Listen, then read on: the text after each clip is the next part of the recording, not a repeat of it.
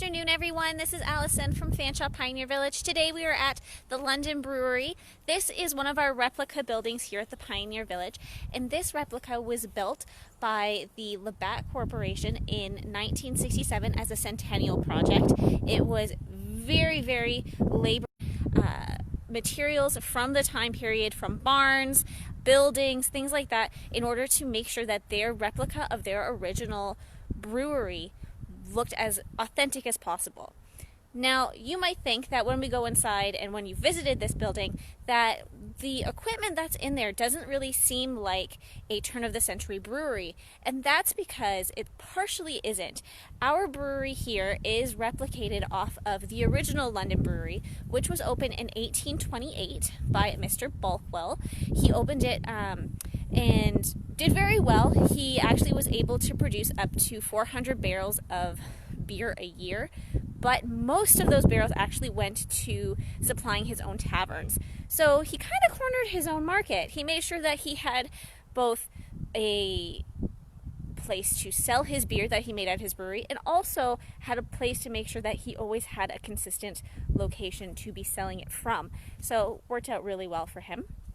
In 1847, Samuel Eccles got in on the game, and he purchased the brewery from Bulkwell and brought on his brother-in-law, as well as John Kinder Labatt, who was an Irishman who had studied in England the art of brewmastery.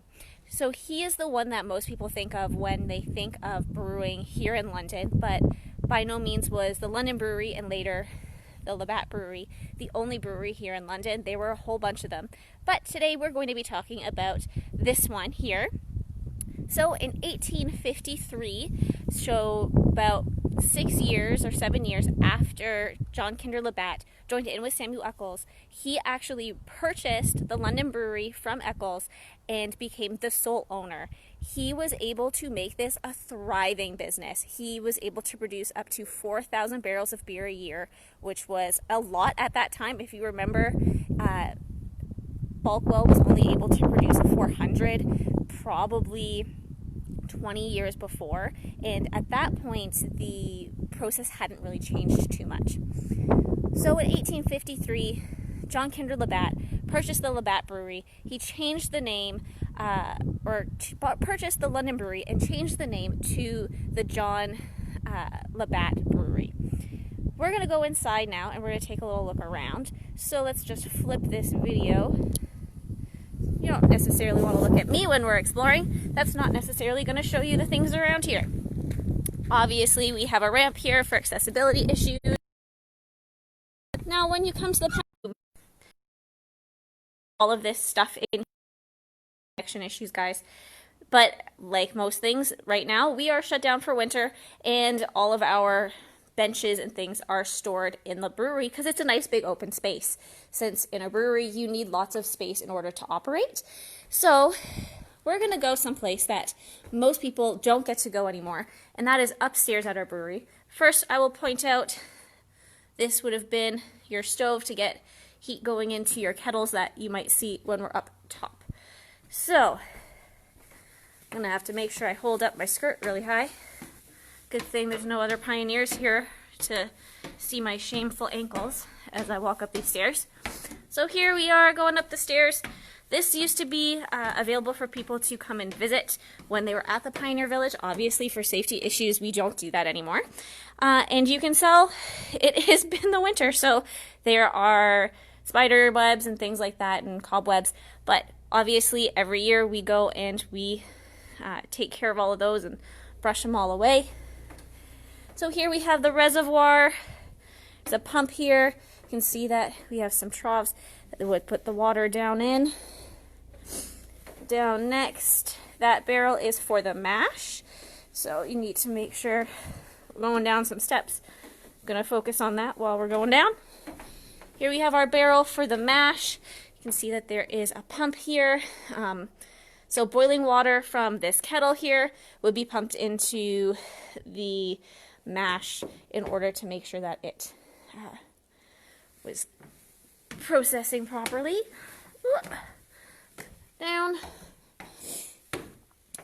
We have space here.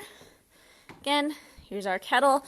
Down right below me would be where, if you were standing right there on that ground space there, you would be able to see the wood stove that would put heat into here. And then here we have our fermenter, where you would let everything sit and ferment, because obviously if you're making beer, you need to ferment it.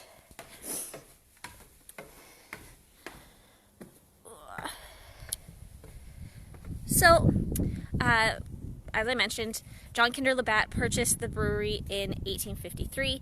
In 1866, John Kinder Labatt passed away and the brewery passed to his son. He was able to make, again, a very large success of the brewery.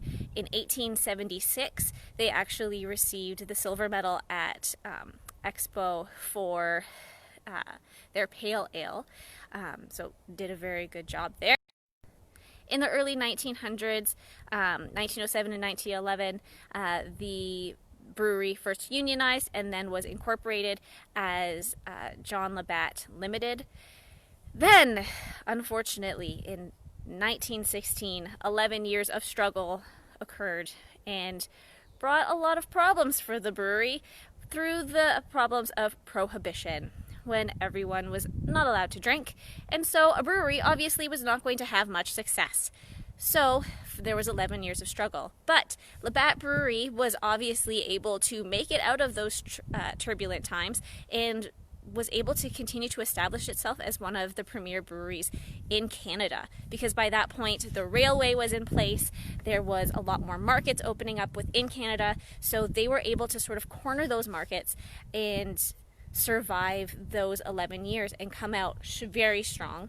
So obviously London's history with the Labatt Corporation and Labatt Breweries has been a very long one, since it started all the way back in 1828. As I mentioned, this building is a replica. It was brought here to the Pioneer Village in 1993, and when they did that, it moved right from downtown London. So they moved it here with the help of student groups from Western, and it wasn't too long later, the next year in 1994, that the London Brewery was opened here at the Fanshawe Pioneer Village. I hope everyone has an excellent afternoon. It's nice and sunny. Maybe you can get outside onto a porch or onto your driveway, enjoy a little bit of sunshine, get some vitamin D in, and I hope everyone has a fantastic weekend. I will see you again on Monday at 11 a.m. for our next section of our videos. Have a great day.